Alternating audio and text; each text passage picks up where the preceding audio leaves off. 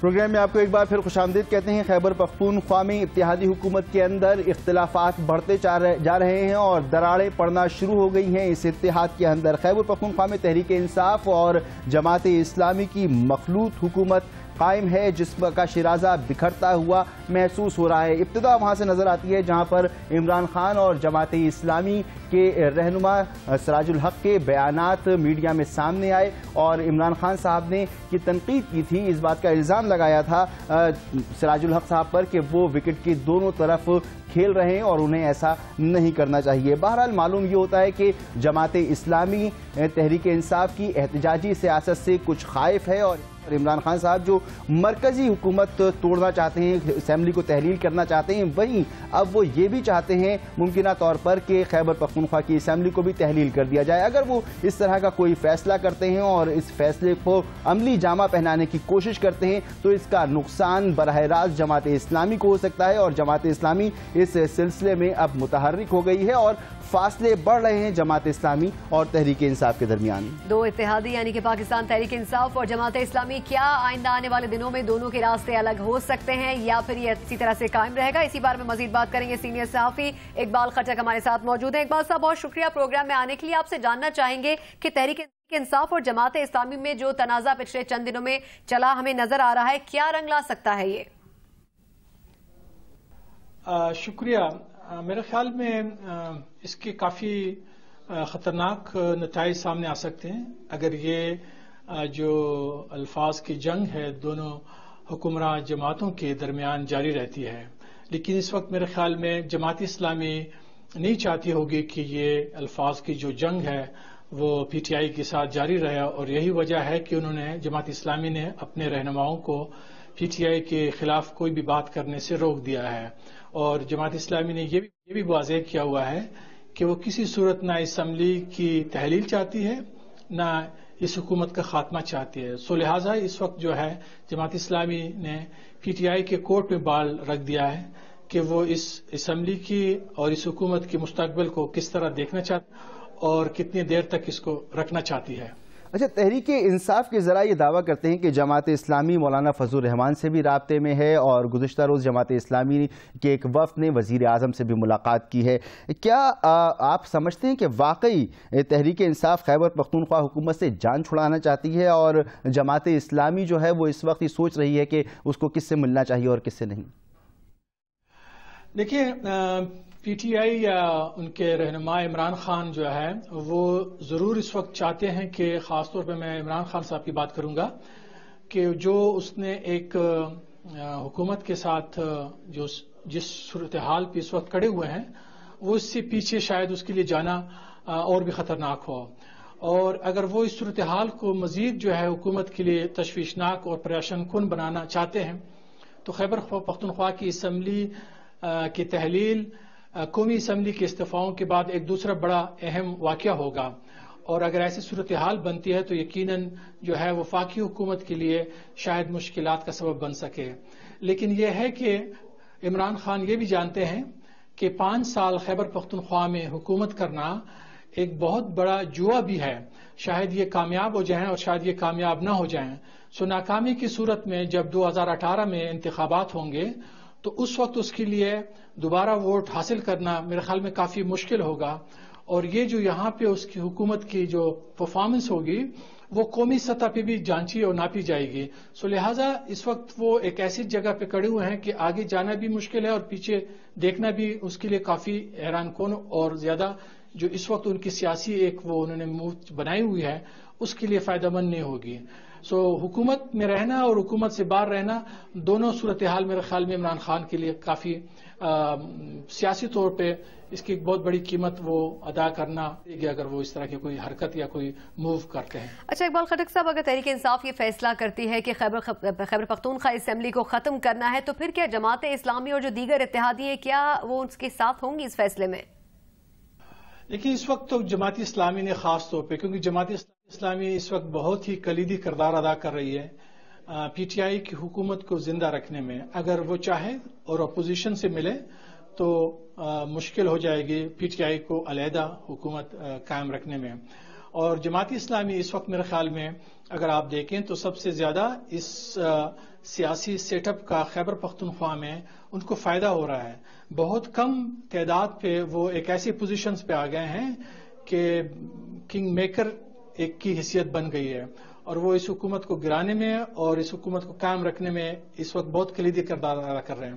اور ان کا موقف بڑا واضح ہے, وہ کسی طور پہ بھی اس حکومت اور اس اسمبلی کو تحلیل کرنے کی حمایت نہیں کریں گے, اور یہ انہوں نے بڑی واضح طور پہ ان کے امیر سراج الحق صاحب نے کہا ہے, اور میرا نہیں خیال ہے کہ جماعت اسلامی اپنی اس بنیادی پالیسی میں کوئی تبدیلی لائے گی. اور اسی طرح صوبے کے دوسرے جو جماعتیں ہیں اس وقت اپوزیشن میں بھی, وہ بھی نہیں چاہتے ہیں, اور اسی لیے ہم نے دیکھا کہ وزیر اعلیٰ کے خلاف نو کانفیڈنس کا ایک موشن بھی ٹیبل کیا گیا تھا, اور اس کی بنیادی وجہ یہ تھی کہ کہیں ایسا نہ ہو کہ اگر پی ٹی آئی کی رہنما حکومت کی تحلیل, صوبائی اسمبلی کی تحلیل کی کوئی فیصلہ کرتے ہیں تو وہ اس کو بلاک کر سکے. اور آج بھی کچھ ایسی افواہیں ہو رہی ہیں کہ شاید عمران خان صاحب اس چیز کے لیے تیار ہو جائیں اور وہ اپنے جو حلیف جماعتیں ہیں حکومت میں ان کی حمایت کے بغیر بھی اس اقدام کا فیصلہ کر سکے. تو شاید ہو سکتا ہے کہ ہم صوبائی اسمبلی میں ایک دوسرا اس طرح کا عدم اعتماد کا ریزولوشن ٹیبل ہو جائے حکومت کے خلاف, تاکہ اس اسمبلی کو تحلیل ہونے سے بچایا جائے. ٹھیک ہے, بہت شکریہ سینئر صحافی اقبال خٹک صاحب ہمارے ساتھ موجود تھے. پاکستان تحریک انصاف اور جماعت اسلامی جو کہ عرصے سے اتحادی کی صورت میں خیبر پختونخوا میں حکومت کر رہے ہیں, بظاہر اب دراڑیں واضح ہوتی ہوئی اس لیے نظر آ رہی ہیں کہ شاید خبریں یہی ہیں کہ تحریک انصاف اس حکومت کا خاتمہ چاہتی ہے, لیکن جماعت اسلامی یہ چاہتی ہے کہ خیبر پختونخوا میں سسٹم اور صوبائی حکومت چلتی رہے. جی ہاں, اور گفتگو کو آگے بڑھاتے ہیں اور بات کرتے ہیں لائن آف کنٹرول کی. تقریباً 1 ماہ کا عرصہ ہونے کو آ رہا ہے کہ بھارت نے لائن آف کنٹرول اور ورکنگ باؤنڈری پر بلا اشتعال فائرنگ کا سلسلہ جاری رکھا ہوا ہے. مسلسل شیلنگ ہو رہی ہے.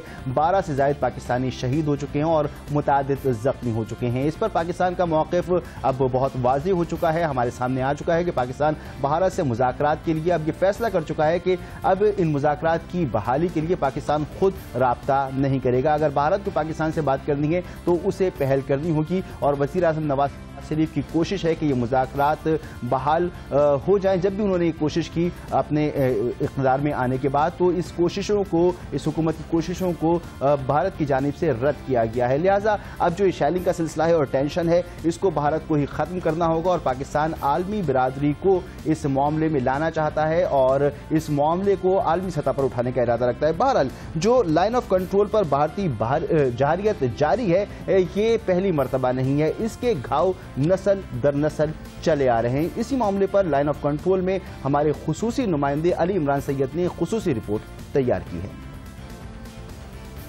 آزاد کشمیری سیف علی کے 67ویں یوم شہادت کا یادگاری جلسہ ہے. بھارتی جنگی طیارہ گرا کر دشمن کی صفوں میں گھسنے والا یہ جوان سینے پر گولا کھا کر امر ہو گیا. اس تقریب میں سیف علی کی تیسری نسل کے نوجوان شریک ہیں جو کشمیر کی خونی اور درد بھری داستان نہیں بھولتے. نسل در نسل یہ بہادری کی داستانوں کا سلسلہ رکتا نہیں. سیف علی کشمیر کی پہلی جنگ کا شہید, جبکہ نکیال کا یہ بوڑھا امان اللہ 1971 کی جنگ کا غازی ہے.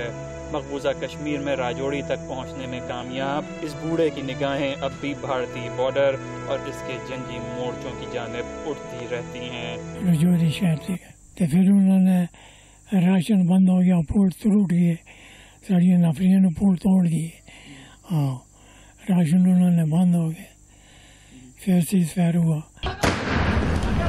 کشمیر کی ماضی کی جنگوں میں شریک جوانوں کا خون میدان جنگ میں تو بہتا رہتا ہے, لیکن گھروں میں بیٹھی مائیں بہنیں بھی گولیوں سے لگے گھاؤ اپنے جسم میں سجائے ہیں. یہ بوڑھی خاتون 71 کی جنگ میں زخمی ہوئی تھیں. اس بوڑھی عورت کے گھر کے قریب ہی یہ ایک اور گھر کے مناظر ہیں, جہاں ایک نوجوان فرحان کو سوتے ہوئے کمرے کے اندر مارٹر گولے کا ٹکڑا آ لگا.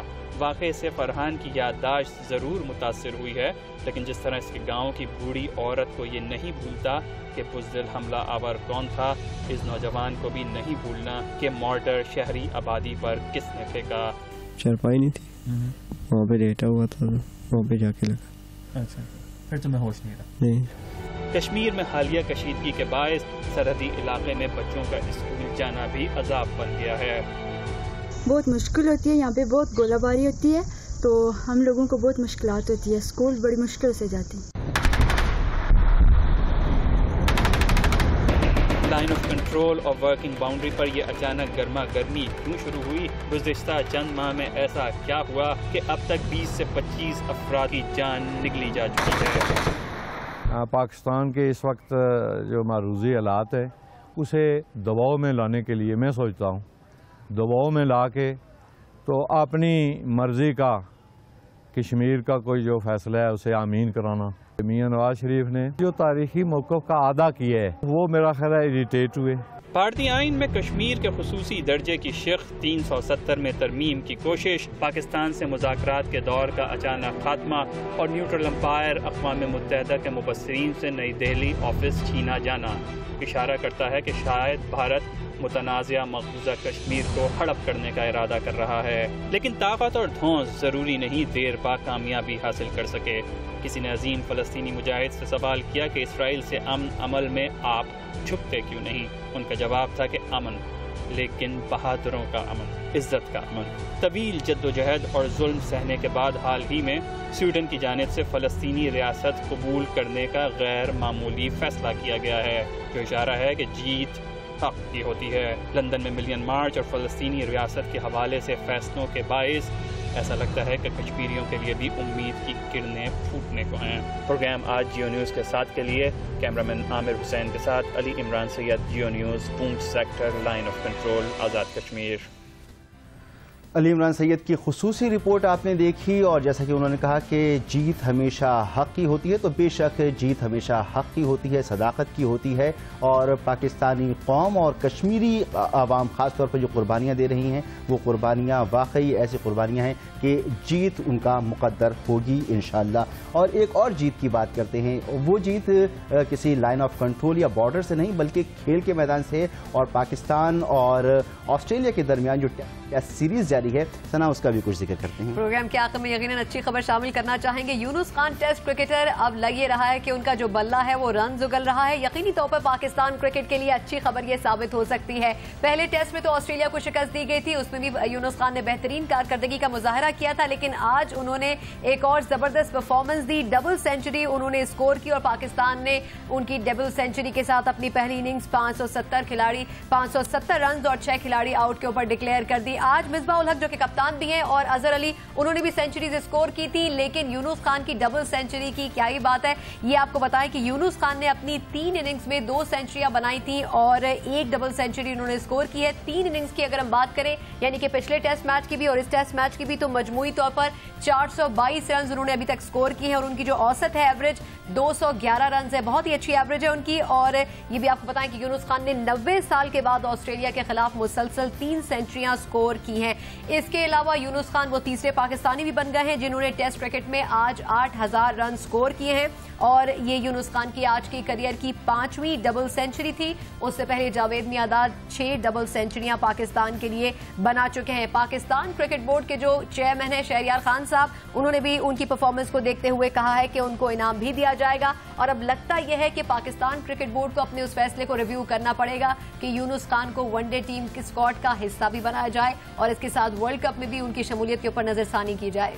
اور یونس خان کی اس ڈبل سینچری کو جو انہوں نے اب بنائی ہے، اس لیے بھی یاد رکھا جائے گا کہ 20 سال بعد آسٹریلیا کے خلاف کسی پاکستانی بیٹسمین نے یہ سینچری اسکور کی ہے۔ اسی معاملے پر ہم بات کریں گے، ہمارے ساتھ موجود ہیں سیاح حسینی، جیو نیوز کے مقبول پروگرام میں کے میزبان جس کا نام ہے اسکور۔ بہت شکریہ یحییٰ حسینی۔ یحییٰ، یہ بتائیے کہ یونس خان کو پہلے تو ڈراپ کیا گیا ٹیم سے، پھر ان کو اس ٹیسٹ میں کھلایا گیا، ان پر دباؤ تھا کہ آپ اسکور نہیں کر رہے، کیا ایسا بھی ہو سکتا تھا کہ ان کو ڈراپ نہ کیا جاتا اور وہ پھر بھی اسکور کرتے؟ دباؤ میں ضرور تھے یونس خان، دباؤ یہ نہیں تھا کہ ان کو ون ڈے ٹیم میں نہیں لیا گیا، ان کو دباؤ اس بات کا تھا کہ جن لوگوں نے ان کے ساتھ یہ سلوک روا رکھا ہے ان کے ساتھ اب وہ ڈریسنگ روم جا کر شیئر کریں گے، تو یونس خان اور ان کے درمیان کیا تعلقات رہیں گی یہ الگ کہانی ہے. لیکن اگر آپ یہ بات کرتے ہیں کہ یونس خان پر پرفارم کرنے کا دباؤ تھا تو شاید اس بات سے میں اتفاق نہیں کروں گا. اس کی بنیادی وجہ یہ ہے کہ یونس خان چاہے زمبابوے کی سیریز نے وہاں وہ ڈبل سینچری کر کے آئے تھے, سری لنکا کی سیریز جو اس سیریز سے پہلے ہوئی تھی وہاں انہوں نے 177 رنز کی اننگ کھیلی تھی, تو ٹیسٹ کرکٹ میں تو وہ تھرو آؤٹ پرفارمنس دے رہے تھے. اور اگر یہ کہا جائے کہ یونس خان نے غصے میں آ کر 3 اننگ میں 300 کر دیے تو شاید یہ غلط نہیں ہوگا, غلط ہوگا, کیونکہ یونس خان نے جس انداز میں اب تک کی پرفارمنس دی ہے ٹیسٹ کرکٹ میں نو ڈاؤٹ بہت اچھے بیٹنگ کا مظاہرہ کر رہے تھے. اور اس کے لیے آپ کو اگر ان کی پریویس پرفارمنس دیکھنی پڑے تو حالیہ عرصے میں گزشتہ 2 سال میں انہوں نے رنز بھی کیے ہیں, سینچریاں بھی کی ہیں, اور جس انداز میں وہ بیٹنگ کر شاید اس وقت وہ اپنی بیٹنگ کے عروج پر ہیں. اچھا, یونس خان کی حالیہ پرفارمنس کے بعد اب کس قدر امید کی جا سکتی ہے کہ انہیں ورلڈ کپ کی ٹیم میں شامل کر لیا جائے؟ میرا خیال ہے ورلڈ کپ 2015 کے لیے پاکستان کو 7 دسمبر 2014 کو 30 ممکنہ کھلاڑیوں کے نام جمع کرانے ہیں. ان میں سے شاید ایک کھلاڑی کنفرم ہے جو کہ 15 رکنی ورلڈ کپ کی ٹیم کا حصہ ہوگا, اور وہ کوئی اور نہیں یونس خان ہے, جس طرح آپ نے سوال کیا. کیونکہ یہ میں نہیں, پاکستان کرکٹ بورڈ کے سربراہ شہریار خان کہہ رہے ہیں کہ یونس خان کی ون ڈے ٹیم میں واپسی ہونی چاہیے, ان کو ورلڈ کپ میں ہونا چاہیے. تو سیدھا انہوں نے خلاصہ کر دیا ہے. اور ایک چیز جو یہاں پر میں بہت واضح کرنا چاہوں گا وہ یہ کہ دیکھیں ٹیسٹ کرکٹ ایک ڈیفرنٹ بال گیم ہے, ون ڈے کرکٹ ایک ڈیفرنٹ بال گیم ہے, اور یونس خان ماضی میں کھیلتے رہے ہیں, لیکن ورلڈ کپ کا ایک الگ پریشر ہوتا ہے. پاکستان کے لیے 2003 ورلڈ کپ کھیلے, 2007 کھیلے, 2011 ورلڈ کپ کھیلے, اور شاید اب کھیلیں تو آخری ورلڈ کپ کھیلیں گے. تو یونس خان جس انداز میں ٹیسٹ کرکٹ میں بلے بازی کر رہے ہیں, اب ون ڈے ورلڈ کپ کے لیے وہ بہت زیادہ مضبوط کینڈیڈیٹ بن گئے ہیں.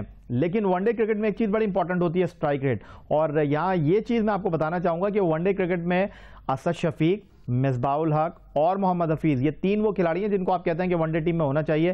ان سے زیادہ اسٹرائک ریٹ یونس خان کا ہے جو پاکستان سے 254 ون ڈے انٹرنیشنل کھیلے ہیں. تو اگر یونس خان نے ورلڈ کپ میں بھی اسی طرح بازی کی تو پھر تو یونس خان کی بلے بلے ہی ہے.